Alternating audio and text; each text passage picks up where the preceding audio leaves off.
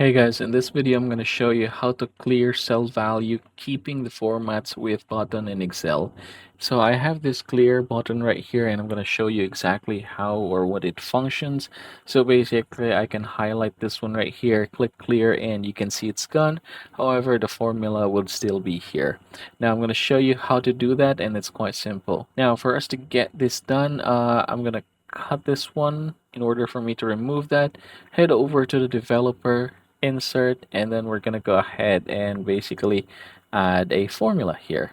Now I'm going to go ahead and assign a macro to this one. So let's go ahead and call it button for click. Click new, and here's the formula actually. So what we're going to do is just copy this one, and I'm going to explain to you what it does. So range is talking about the cells that you want to clear, right? And then you can just go ahead and type dot clear contents, and once you're done, save it, save, and then close this one. So I'm going to close it again, and you can see that I have already assigned a macro here.